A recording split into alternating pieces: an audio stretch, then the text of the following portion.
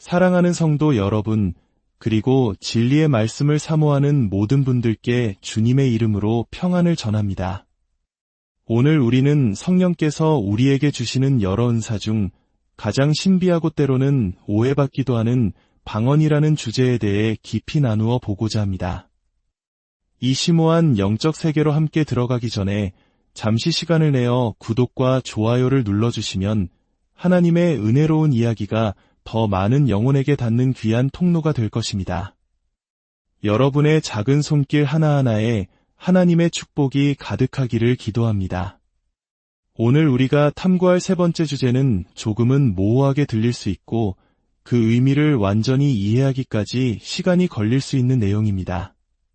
바로 방언이 믿지 않는 자들을 위한 표적이 된다는 사실입니다. 다시 한번 말씀드리겠습니다. 방언은 불신자들을 위한 표적입니다. 이해를 돕기 위해 우리 함께 고린도전서 14장 21절과 22절 말씀을 살펴보겠습니다. 율법에 기록된 바 주께서 이르시되 내가 다른 방언을 말하는 자와 다른 입술로 이 백성에게 말할지라도 그들이 여전히 듣지 아니하리라 하였으니, 사도 바울이 여기서 율법에 기록된 바라고 말하는 것은 이것이 구약 성경에 이미 예언된 말씀이라는 의미입니다. 이 구절은 이사야서 28장 11절과 12절에서 인용한 것입니다. 그리고 바울은 22절에서 예언을 바탕으로 자신의 결론을 내립니다. 그러므로 방언은 믿는 자들을 위하지 아니하고 믿지 아니하는 자들을 위하는 표적이나 예언은 믿지 아니하는 자들을 위하지 않고 믿는 자들을 위함이니라. 자, 여기서 방언이 불신자들을 위한 표적으로서 사용되는 독특한 기능이 나타납니다. 이 의미를 더 깊이 파헤치기 위해 고린도전서 14장에 잠시 손가락을 끼워두시고 이사야서 28장 11절로 함께 가보겠습니다. 그러므로 더듬는 입술과 다른 방언으로 이 백성에게 말씀하시리라. 제가 1940년대 후반 예루살렘의 히브리 대학교에서 공부할 기회가 있었습니다.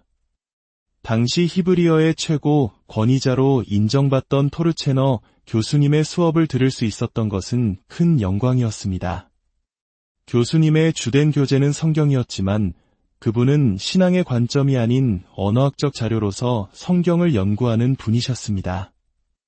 어느 날 수업 시간에 교수님께서 바로 이사야서 11절, 더듬는 입술과 다른 방언으로 이 백성에게 말씀하시리라는 구절을 읽으셨습니다.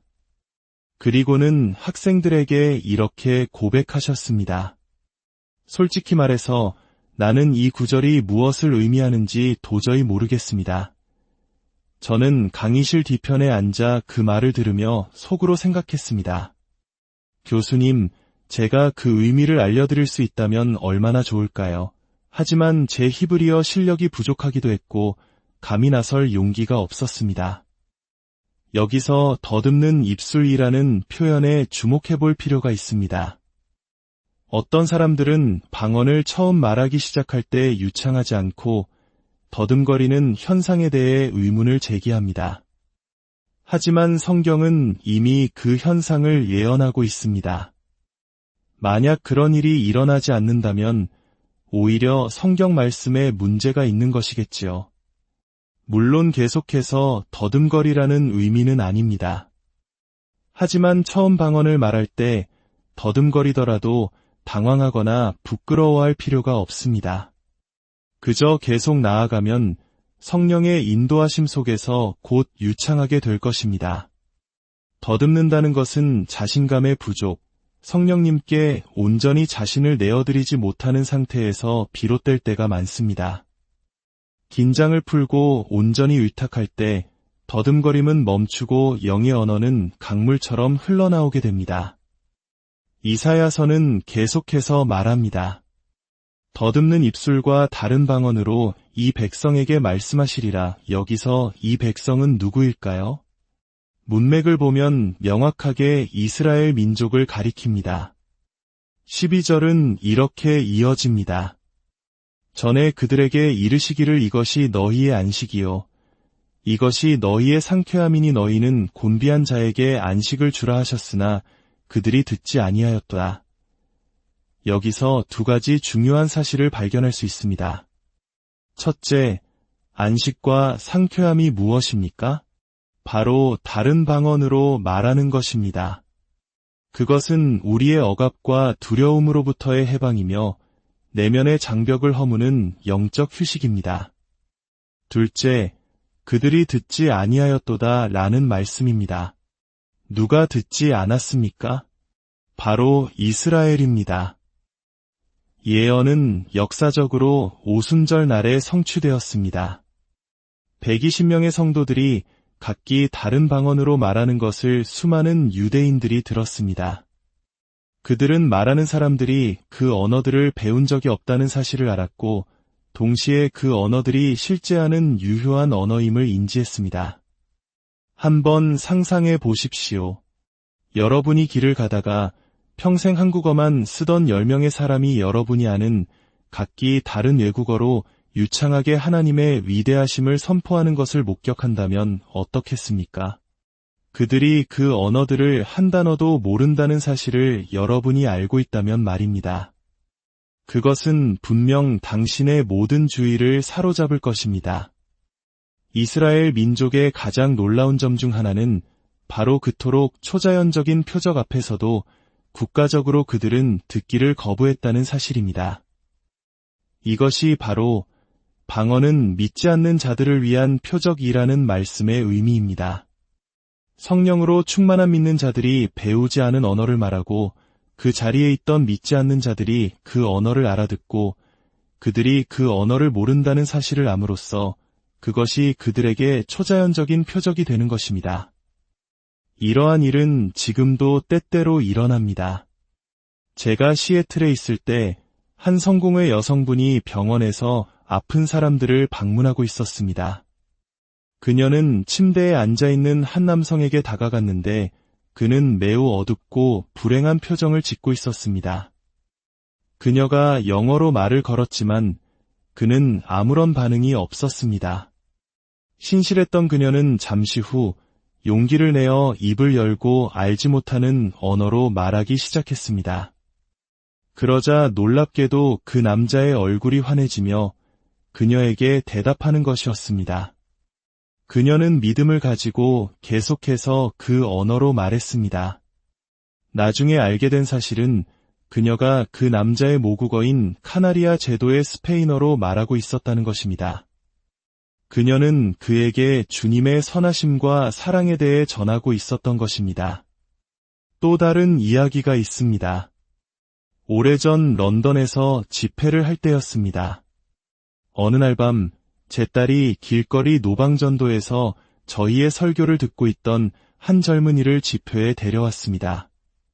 제가 복음 설교를 마치고 결신 초청을 하려던 순간 한 노인이 일어나 알지 못하는 언어로 말하기 시작했습니다. 목소리가 매우 명료하고 힘이 있었습니다. 솔직히 저는 속으로 저분이 모든 것을 망쳐버렸구나라고 생각하며 약간 짜증이 났습니다.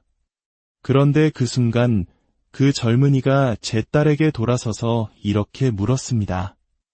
아니, 저 노인분이 왜 모든 사람들 앞에서 제 죄에 대해 이야기하는 거죠? 그 젊은이는 웨일스 출신이었고 방언으로 말하던 노인은 웨일스어를 하고 있었던 것입니다. 그 노인이 웨일스어를 한마디도 할 줄 모른다는 사실을 그 젊은이에게 납득시키는데 10분이나 걸렸습니다. 그 웨일스 출신의 젊은이는 훗날 제 사위가 되었습니다. 이 이야기는 제가 개인적으로 수십 년간 확인해온 생생한 증언입니다. 이처럼 방언은 믿지 않는 자들에게 강력한 표적이 될 수 있습니다. 이것이 방언의 일반적인 용도는 아니지만 분명히 성경이 증언하는 중요한 기능 중 하나입니다. 이제 다시 고린도전서 14장으로 돌아가 네 번째 기능을 살펴보겠습니다. 5절 말씀입니다. 나는 너희가 다 방언 말하기를 원하나 특별히 예언하기를 원하노라. 만일 방언을 말하는 자가 통역하여 교회의 덕을 세우지 아니하면 예언하는 자만 못하니라. 고린도전서 14장의 핵심 단어는 덕을 세우다, 즉 세우다라는 단어입니다. 이 단어는 무려 7번이나 등장합니다. 다시 말해 모든 영적 은사의 근본적인 목적은 교회를, 즉 성도들을 세우는 것입니다. 사도 바울은 알지 못하는 방언으로 말하는 자는 예언하는 자만큼 동료 신자들을 세워주지 못한다고 말합니다. 단, 그가 자신이 말한 것을 통역할 경우는 외의입니다. 따라서 방언의 또 다른 용도는 공적인 예배나 모임에서 선포되고 그 후에 통역이 뒤따르는 것입니다. 그리고 이 경우 바울은 그것이 예언과 동등한 가치를 지닌다고 말합니다. 지금까지의 내용을 한번 정리해 보겠습니다. 조금 복잡하게 느껴지셨을 수도 있지만 저와 함께 차근차근 따라와 주시길 바랍니다. 저는 방언의 4가지 다른 기능 또는 측면을 구별하여 설명했습니다. 첫째, 성령 세례의 정점, 즉 성령 충만이 내 안에서 일어났다는 외적인 증거입니다. 베드로와 그의 동료 유대인들이 이방인들도 성령을 받았다는 사실을 확신하게 된 계기가 바로 이것이었습니다. 그들은 이방인들이 방언으로 말하는 것을 들었고 그것만으로 충분한 증거가 되었습니다. 다른 것은 필요 없었습니다. 둘째, 개인적인 기도의 언어, 즉 하나님과의 깊은 교제를 위한 언어입니다. 이런 방식으로 기도할 때 우리는 3가지 일을 동시에 하게 됩니다. 하나님께 직접 말하고 영적인 비밀을 말하며 우리 자신의 믿음을 세우는 것입니다. 셋째, 믿지 않는 자들을 위한 초자연적인 표적입니다. 흔하지는 않지만 믿는 자가 배우지 않은 언어를 말하고 그 자리에 있던 믿지 않는 자가 그 말을 이해함으로써 하나님께서 그에게 말씀하고 계시다는 사실을 깨닫게 하는 것입니다. 그리고 넷째, 공적인 모임에서 선포되고 통역이 뒤따르는 메시지로서의 기능입니다. 이제 통역의 은사에 대해 잠시 살펴보겠습니다. 통역은 번역과는 조금 다릅니다. 번역이 단어 대 단어의 정확한 전환을 의미한다면 통역은 듣는 사람들이 그 의미를 충분히 이해하고 받아들일 수 있도록 그 의미를 전달하는 것입니다. 사람의 성격이나 배경에 따라 통역의 스타일은 매우 다양할 수 있습니다. 어떤 사람은 장황하게 설명하며 통역할 수 있고 어떤 사람은 간결하고 핵심적으로 전달할 수 있습니다. 하나님께서는 각 사람에 있는 모습 그대로를 사용하십니다. 그렇다면 왜 하나님께서는 한 사람에게는 알지 못하는 언어를 주시고 다른 사람에게는 그것을 통역하는 능력을 주시는 이런 방식을 사용하실까요?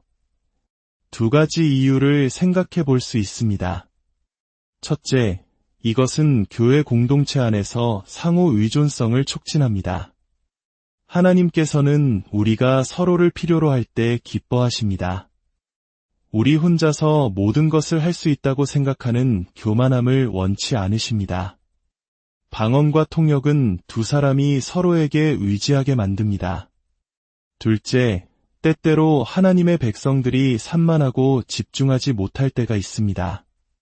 만약 처음부터 예언의 말씀이 선포된다면 사람들의 마음이 준비되지 않아 그 말씀을 제대로 듣지 못할 수 있습니다. 하지만 권위 있는 방언이 먼저 선포될 때 그것은 사람들의 주의를 집중시키고 이어질 통역의 메시지에 귀를 기울이게 만드는 역할을 합니다. 때로는 하나님께서 사람들의 마음 문을 열기 위해 이런 방식을 사용하시는 것입니다. 다음으로 우리는 예언에 대해 이야기해 보겠습니다.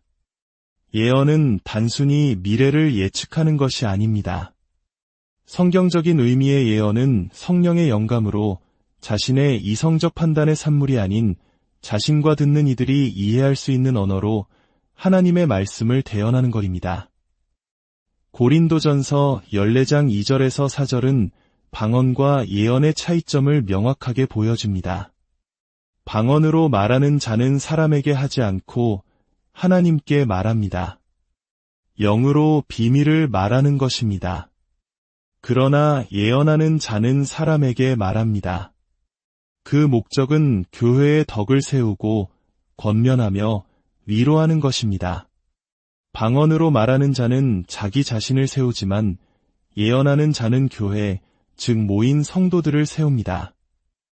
이것이 바로 예언이 방언보다 더 큰 은사라고 불리는 이유입니다. 타인을 섬기는 것이 자신을 섬기는 것보다 항상 더 낫기 때문입니다. 물론 방언이 통역될 때에는 예언과 같은 가치를 지니게 됩니다. 여기서 중요한 점은 예언의 범위가 덕을 세우고 권면하며 위로하는 것이라는 사실입니다. 예언은 정죄나 혼란을 가져오지 않습니다. 만약 어떤 예언이 성도들에게 정죄감이나 혼란을 가져온다면 저는 그것을 성령으로부터 온 유효한 예언으로 받아들이지 않습니다. 모든 예언은 반드시 분별의 과정을 거쳐야 합니다. 예언하는 사람은 자신의 예언이 판단받을 준비가 되어 있어야 하며 영적 은사의 사용을 격려하는 교회 지도자들은 은사가 오용될 때 권위를 가지고 바로잡을 준비가 되어 있어야 합니다. 이것이 바로 영적 성숙입니다. 이제 말씀을 마치면서 성경이 우리에게 이러한 은사들을 어떻게 사용하라고 권면하는지 몇 구절을 통해 나누고 싶습니다. 고린도전서 12장 31절은 너희는 더욱 큰 은사를 사모하라고 명확하게 지시합니다. 여기서 더 큰 은사란 하나님께서 여러분 각자를 위해 계획하신 역할을 가장 잘 수행할 수 있게 해주는 은사입니다.